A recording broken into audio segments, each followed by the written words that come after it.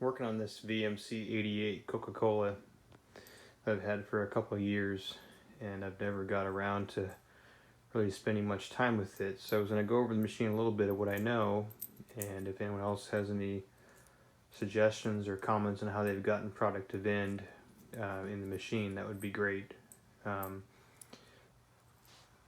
I'm going to start with the operation. So when you open the main coin door, you got to fold the crank handle back up on itself.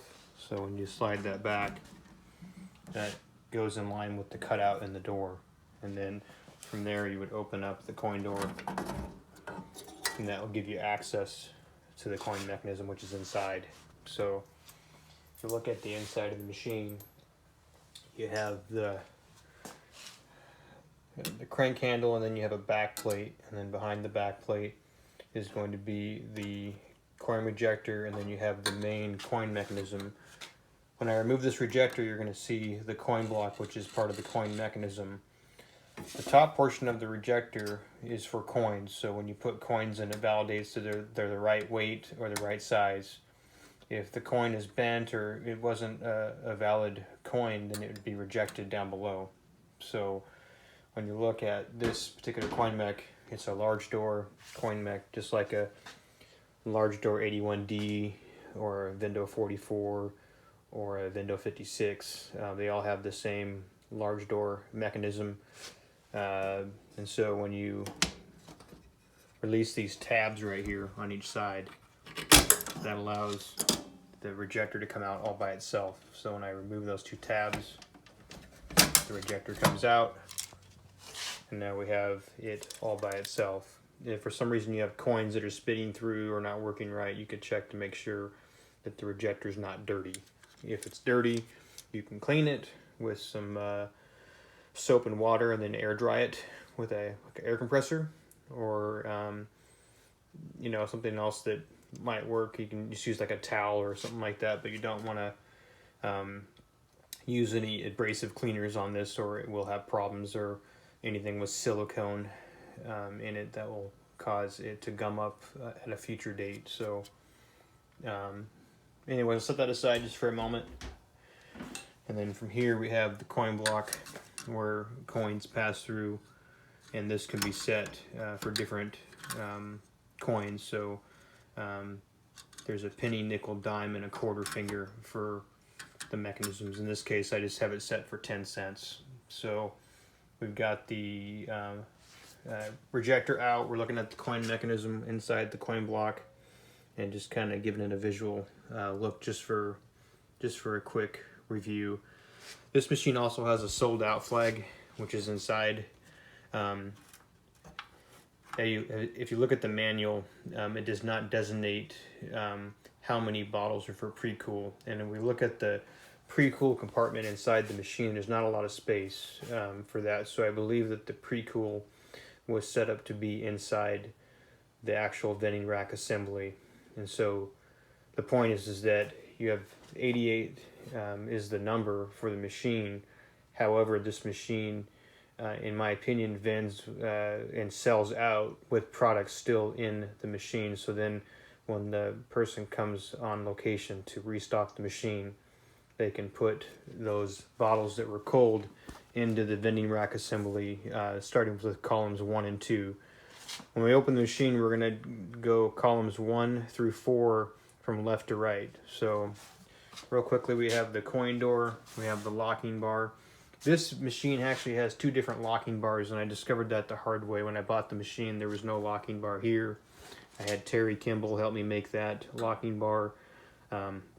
There are 2 styles of locking bars, and the difference is going to be the bar itself has a different cutout and shape, and the locking bar pieces on the fronts are slotted. So just be aware, if you are buying this machine and it's missing the locking bar, it will be a difficult locking bar to find because it's not the same as an 81 or a 56. So when we look at this, we have the compartment for the cap catcher, and we have the coin return. So if the delivery man that was going to bring the product or collect the money, he would open this and he would dump this into his cash purse or whatever you want to call it.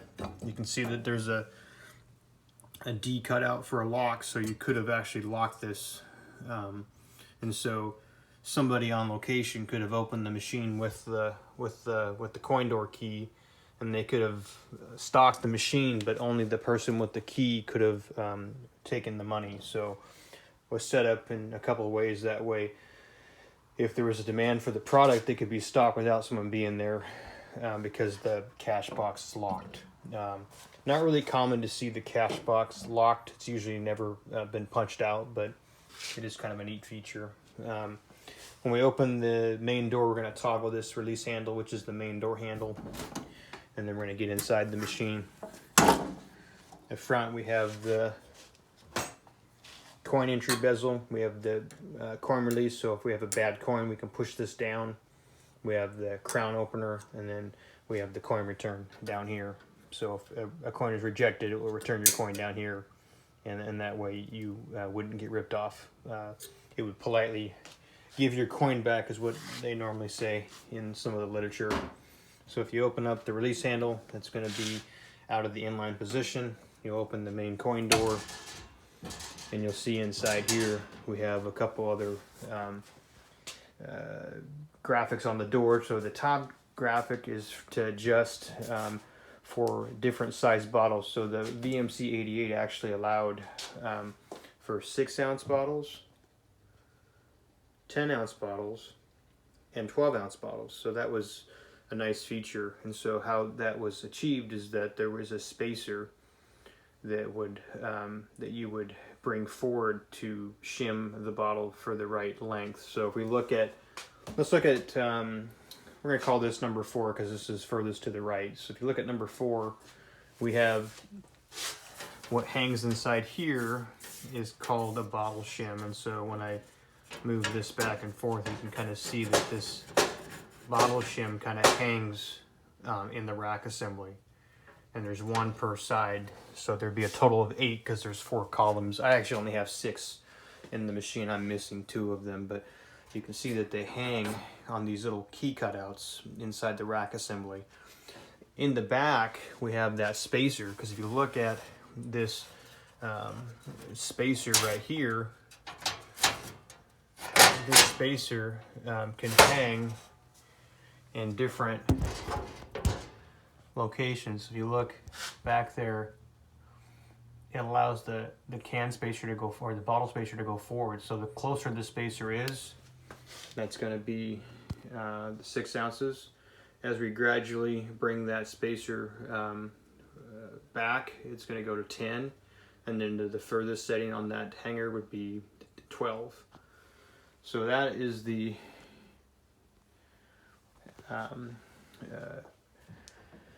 instructions for adjusting for the bottle size. And then down here it's talking about the rocker arm assembly and these fingers that fasten to the rocker arm. So the rocker arm is pictured as this component here.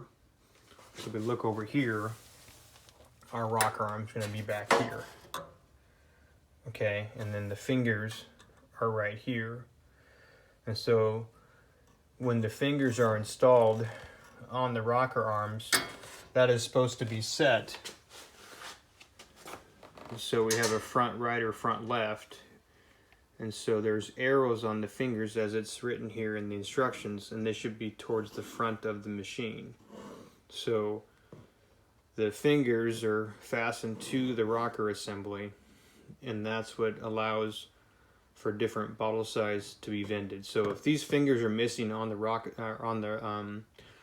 arm, you may have difficulty vending product from the machine. So again, this whole diagram, let me turn it this way, or actually go back this way. This whole diagram is for the bottle sizing. So the header says adjustment instructions for Coke model 88, and again it says 6, 10, and 12. And so down here at the bottom, this is just your wiring diagram, and that's going to be for the compressor. And so I haven't given this much review, but I already have it wired. So if for some reason you wanted to trace down some wiring, you could use this as a guide. I use the wiring harness from Funtronics, and in that way it's pretty simple. It comes with a little bit easier wire diagram to understand. This machine has a brand new compressor in it, so I didn't have to do too much to the machine when it came to wiring. This is your sold out flag from the inside of the machine. So we discussed that on the front, and so this is the actual flap from the back, and so you can see that this moves back and forth, and so when you close the door, this flag actually enters the rack assembly, and there's a bottle that goes above it and a bottle that goes below it. So anything below it is going to be the pre-cool in it looks like column 3. So we have column 1, 2, 3, and 4. And so when you close this door, the flag with product on it gets pushed down. Well, once that bottle is vended, that flag will go up, and then in the window it will tell you that you're sold out of product. And so that's how I understand that. So at this level, when this is down and the door is shut, we're going to have about this much bottles going back and forth with the neck going forward. So the crown would be facing the spacer, and so you have one on the high side and one on the low side. And so I would believe that you're going to have 2 bottles with a height of 4 or 5. 6 times 2 would be 12, and so I'm not sure if the pre-cool would be 6 times 2 or 4 times 2, which would be 8, or however the math works out. I haven't turned the actuator cam on the 88 to mathematically figure out how long it takes for the rocker arm to the indexing on the rocker arm that matches the index position. So we'll have to discuss that here in a moment, but I don't know how many VINs it takes for it to make one full revolution. If you could determine how many VINs it is to make one revolution, then you could figure that out for all the columns, because I believe the way this will vend is columns 1 and 2 will completely vend, and then 3 and 4 will vend. So it's almost like a 44 where they're split in half. You've got half the machine vends on this side, and then it's done, and then this is the last 2 columns that vend, and so therefore your sold out is going to be on this side. I may be wrong on that, but that's just my theory. I have not put product on this machine yet, so the next video will be putting product on the machine and getting it to vend by using the diagram we're going to talk about next, which is going to be the loading instructions. So we have the loading instructions on this side, and it's talking about how to set the rocker arms for loading product. So we have what's called in the center of the vending assembly, we have the actuator coupler, and so that would be this component here. So we have to turn this actuator coupler to line up this very, very small notch right here with the carrier plate on the rack. And so if you look at the carrier plate, there's only a notch in column 1 and column 2. There's not a notch in column 3 or column 4. So we have to turn this actuator coupler, I keep on getting the terminology mixed up. We have to turn this coupler until these rocker arms that have the fingers on it, they rotate and they line up with this index or the carrier plate. So the indexing is the little notch on the rocker arm, and the carrier plate is this plate right here. So as we turn this actuator coupler, that allows these rocker arms to turn. So as I turn it, keep on turning it, and we're going to see how close we are. We're not there yet. We might have drifted a little bit past it, so I don't believe that we have made the mark yet. We've now made the mark, and it's very hard to see, but you'll see that there is a small little notch right here in the rocker arm. And so what they're calling this is a notch on the rocker arm 1 and 2 to match with the notches on the carrier. I call it a carrier plate. It's called a carrier base. And so the notches on the carrier base line up. We also have the notch on number 2 lining up. So now we've achieved getting the rocker arms in line with the carrier base. So we have the indexing on the rocker arm matching the carrier base on columns 1 and 2. So now it tells us that we can load product. So it says, rotate actuator coupler clockwise as far as possible and return to the index position. We did that. Repeat until notches on rocker arm 1 and 2 match up with the notches on the carrier base. Load the first bottle in compartments 1 and 2 only on the high side of the rocker, and second bottle in the alternate position as shown. So we have 2 bottles on the high side, and then we have 1 bottle on the alternate position. And we would do that for both columns 1 and 2. And then the actuator coupler needs to return to this position where it's straight up and down. So that would be vertical. If it's turned the other way, it'd be horizontal. So we want the actuator coupler to return to that horizontal position. Right now we're in the vertical position. Right now we're in the horizontal position. We're going to turn this, and it says to turn that. It says after you've done that, so we would follow these instructions here. Again, rotate actuator coupler 1 time only clockwise as far as possible. Then load the first bottle in compartments 3 and 4 on the high side rocker and second bottle in the alternate position. Continue alternate placing until all compartments are fully loaded. So basically what they want you to do is line up the index on rocker 1 and 2. They want you to put 2 bottles on the high side and 1 on the alternate side of the assembly 1 and assembly 2. Then they want you to turn the actuator coupler. They want you to turn that clockwise as far as possible and return. And then they want you to repeat steps 1 and 2 in columns 3 and 4. So after you turn that actuator coupler as far as clockwise as you can, now you're going to load bottles in 2 on the high side and 1 on the alternate side in column 3. And then you're going to add 2 on the high side and then column 4 on the alternate side. Then you're going to continue to load the rest of the machine. So at that point you would just, as it says here, continue alternate placing until all compartments are fully loaded.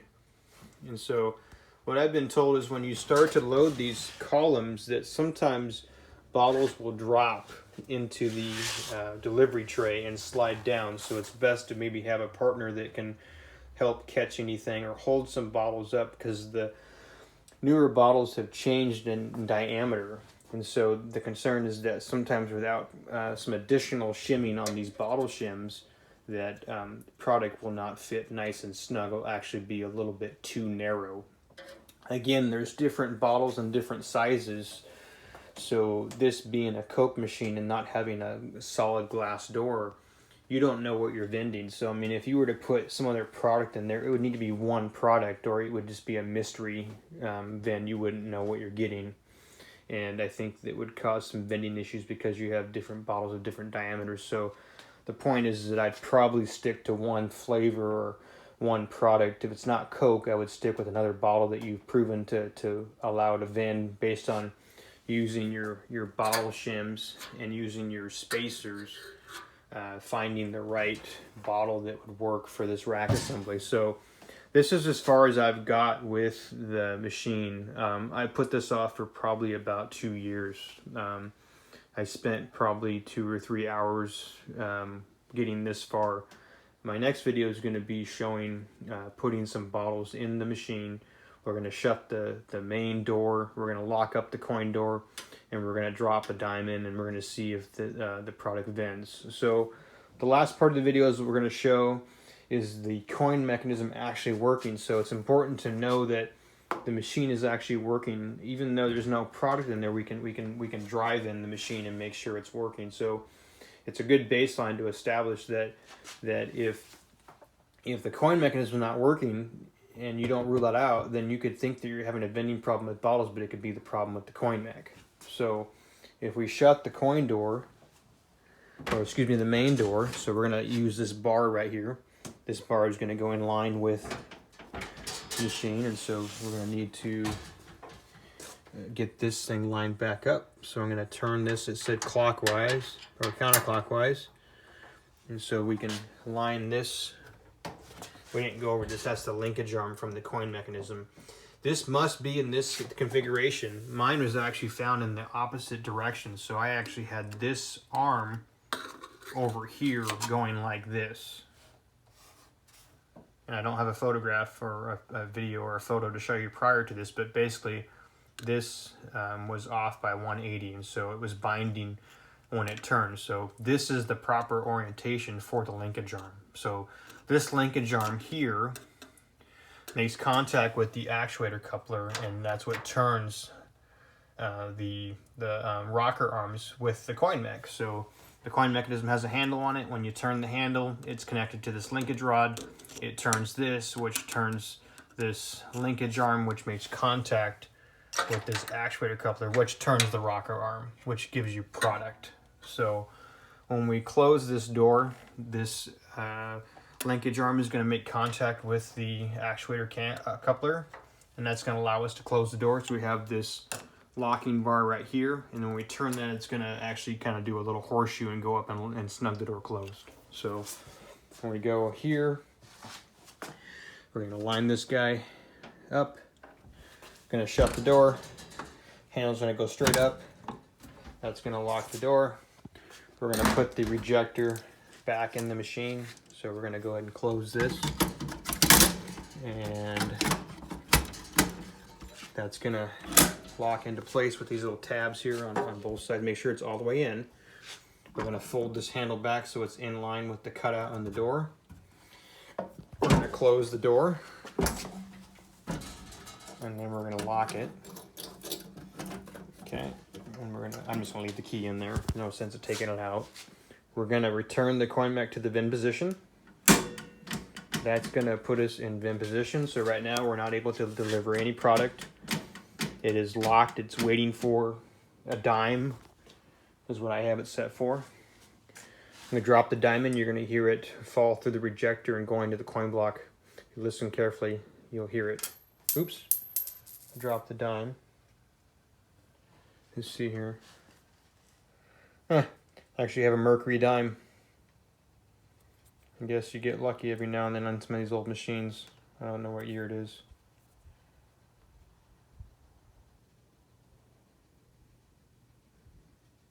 I was hoping I could share that with you, but I can't. So we're going to drop in this silver dime.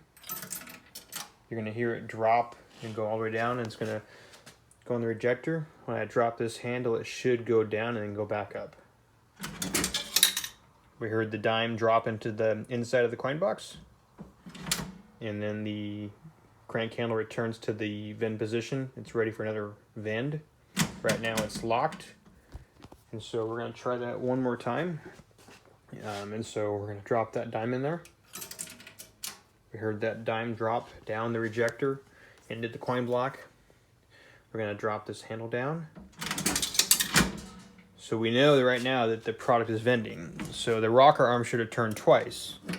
So when we go back and we look and check our work, we should see that the index should have changed on the machine, because remember we had to line up the index on the carrier base, and look at that. That rocker arm has moved twice, and we can't see it, but it's important to see that when we turned that crank handle, it turned these rocker arms. So if we would have had bottles in here and they were loaded properly, again, we'd have to have these indexes on the rocker arms lined up, columns 1 and 2. We would put 2 bottles on the high side and 1 on the alternate side for columns 1 and 2. And then we would turn the actuator coupler clockwise, and then we would repeat steps on columns 3 and 4. 2 on the high side, 1 on the low side, 2 on the high side, 1 on the low side, and then it says to stock product in all the columns until it's full. So that is a 25-minute summary on the VMC 88. If you have any questions, you can leave a comment below. I'm not an expert. I just spent a little bit of time talking to a few people that have had them, and I did not see any videos that were of any great length or any discussion regarding the machine, so I thought I would share video number 1 of the VMC 88 Coca-Cola. This was most commonly found in a Pepsi 88. It's also made in a 7-Up embossed 88, which is very rare to find. It's also a Coke, and then I think the manual shows a generic, which would have had no embossing up top. And I don't know, I don't think I've seen one of those, and it's possible that the drawing just doesn't show art on the top, and so it's just an illustration and not to be considered to be a generic machine, which would not have any lettering on top. And so the Coke 88, you know, the 7-Up being so hard to find, the 88's probably the most desirable of the 3, just because it's, you know, or excuse me, you know, it's close, it's up there. Of course, I'd always want a 7-Up, but just not really realistic. So I'm going to return that to the Vend position, and we're going to conclude this video. Thanks.